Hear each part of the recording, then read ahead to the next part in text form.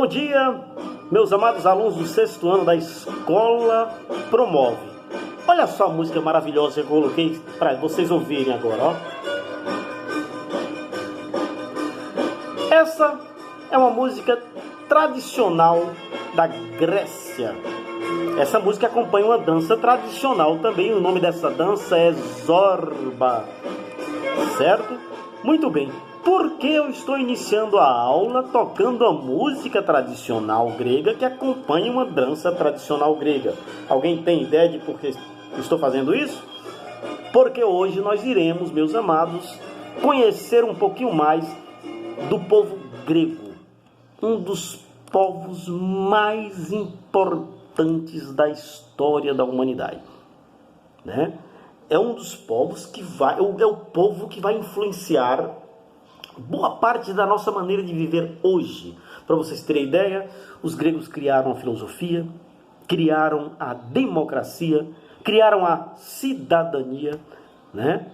Então, muito do nosso modo de vida hoje é influenciado fortemente pelos gregos, certo? Mas quem é esse povo interessantíssimo e maravilhoso? Como é que esse povo surgiu? E como esse povo veio a influenciar, deixar uma herança tão grande a ponto da gente hoje, em 2020 da era cristã, sermos influenciados pelos gregos, né? Então, quem é esse povo? A gente vai começar a contar um pouco da história do povo grego agora. Meus amados, o povo grego praticamente iniciou-se numa região, né, ali na Europa, né, ali mais ou menos dividida em 4 grandes regiões geográficas, né, que é a chamada Grécia continental, que é ao sul da Península Balcânica, ali nos Balcãs, né, a Grécia insular, que é formada pelas ilhas do Mar Egeu e do Mar Jônico, a chamada Grécia peninsular, que é formada na Península do Peloponeso, e a Magna Grécia, né, que está na Península Itálica. É toda uma região, né, onde existem muitas ilhas e há uma grande presença do mar, e a península do Peloponeso como uma das principais penínsulas, marcando essa região, certo? Muito bem. A Grécia, essa região vai começar a ser povoada mais ou menos entre os anos 3000 a 1200 a.C.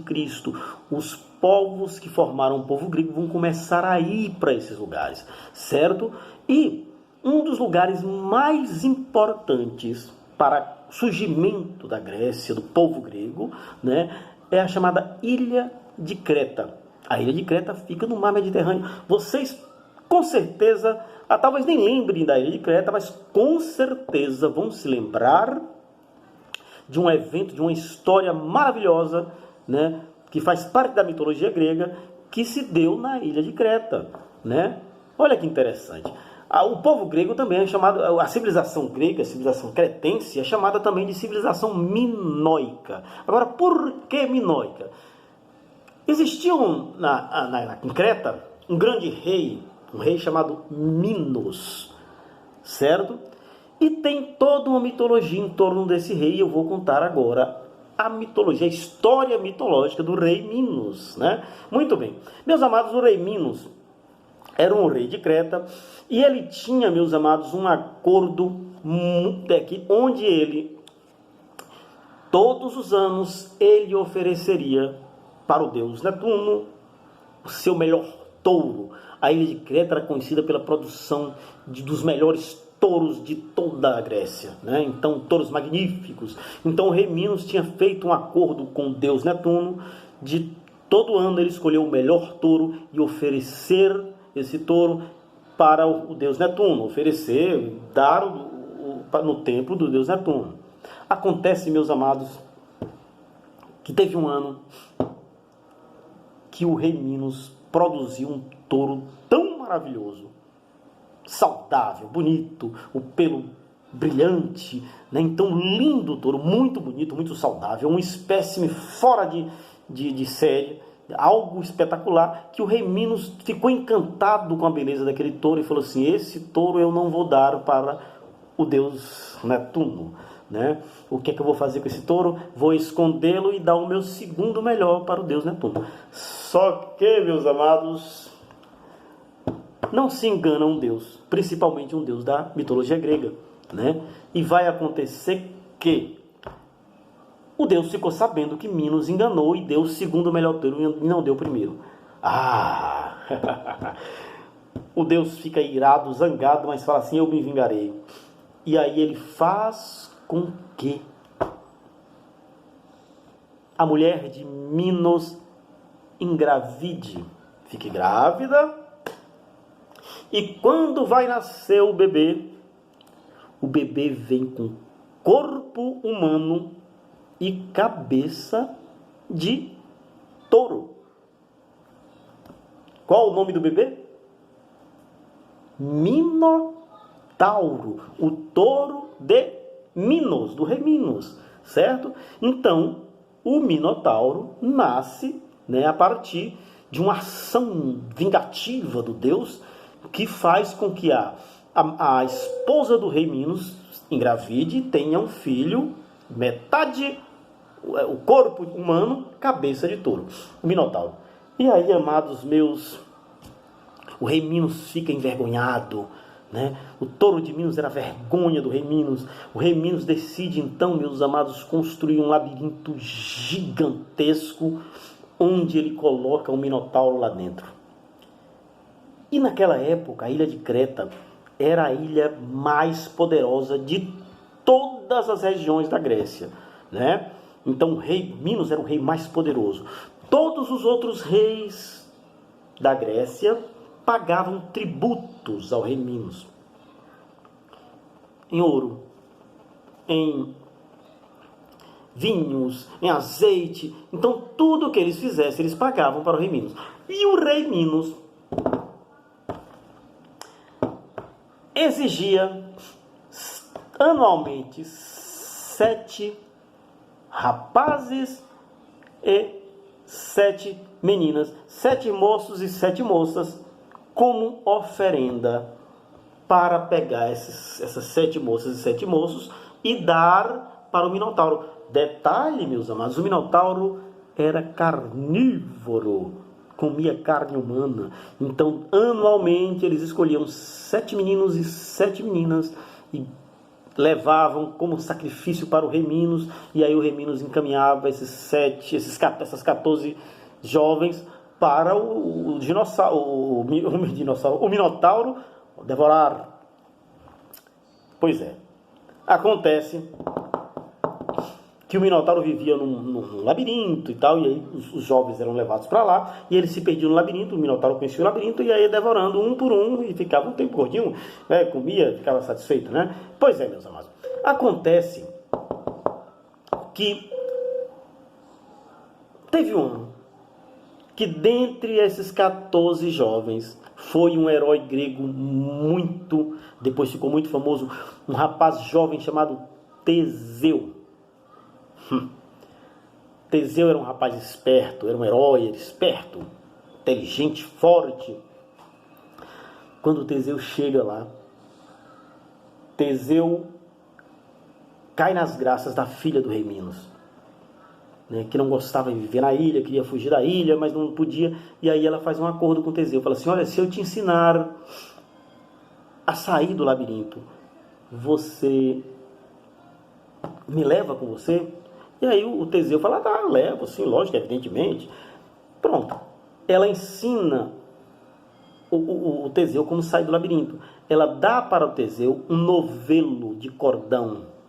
Um cordãozinho, ó, um bolinho assim, uma bola de cordãozinho enroladinho. E aí ele amarra o cordãozinho na cintura, uma ponta, e amarra a outra ponta na entrada do labirinto. Quando ele é mandado para lá, né? Lógico, os 14, os 7 meninos e 7 meninas são mandados para lá, dentre eles o Teseu. Ele amarra ali na pontinha da entrada do labirinto e vai seguindo com outra parte do cordão, amarrado aqui na cintura, né? E o cordão vai desenrolando, desenrolando, desenrolando, desenrolando, até que ele chega e encontra o Minotauro. Teseu entra em combate com o Minotauro, vence o Minotauro, e aí, meus amados, ele sai seguindo o novelo de linha até voltar para a saída do labirinto. Então o herói Teseu venceu o Minotauro, certo? Esse é um mito, é uma parte da mitologia grega, um dos mitos mais importantes da mitologia grega. Muito bem, voltando para a história grega. A história grega ela é dividida em períodos, né? O primeiro período é o período pré-homérico. Ele vai de 3.000, logo do início, 3.000 a.C. até 1.200 a.C. O segundo período é o período homérico, que vai de 1.200 a 800 a.C. O terceiro período é o período arcaico, né? Que vai do século 7 ao século 5 a.C. O outro período é o clássico. O período clássico vai do século 5 e aí vem o final, o período helenístico, que é um período de maior fertilidade da Grécia, que é um período que começa no século 6 a.C. Muito bem. Aí eu citei inicialmente o período pré-homérico e o período homérico. Pré-homérico? Quem é Homérico? Na verdade não é Homérico, é Homero. Quem é Homero? O Homero é um poeta cego que viveu na Grécia, e tudo que se sabe do período homérico, não do período pré-homérico, mas do período homérico, é baseado nos dois grandes escritos do Homero: Ilíada e Odisseia. A Ilíada, amados meus, conta a história da guerra de Troia. E a Odisseia conta a história da volta do herói Odisseu ou Ulisses para a sua casa, para a ilha de Ítaca, que é a sua casa, depois de 10 anos lutando na guerra de Troia. Ulisses passa 10 anos lutando na guerra de Troia e passa 10 anos mais voltando para casa. Olha só que história mais interessante. Essa história do período homérico está toda concentrada nos dois livros, dos dois livros escritos por Homero, um poeta cego, Ilíada e Odisseia. No período pré-homérico, é o período anterior a Ilíada, a guerra de Troia, certo? Muito bem, meus amados. Os gregos tinham seu calendário próprio, sua religião própria e o idioma próprio. A religião dos gregos era a religião dos deuses do Olimpo, tendo Zeus como seu principal deus e os demais deuses, né? Cada deus relacionado a uma força da natureza. Tinha o deus da guerra, o deus do fogo, o deus da floresta, o deus dos mares. Então, cada deus relacionado a uma força da natureza, né? E toda a vida grega era fortemente influenciada pela crença nos deuses do Olimpo, certo? Os gregos também, meus amados, foram os criadores da Olimpíada. Olha que maravilha. A Olimpíada é aqueles jogos que tem de 4 em 4 anos, surgiram na Grécia também, né? Então, os Jogos Olímpicos eram jogos em homenagem a Zeus.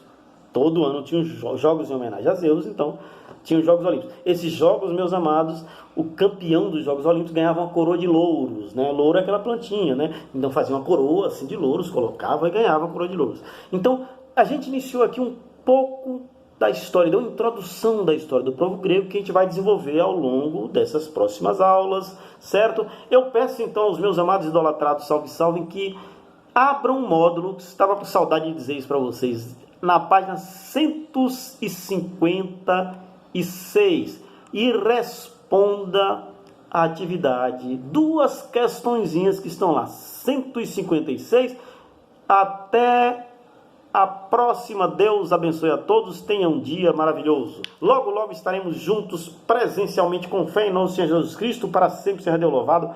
Amém. Tchau.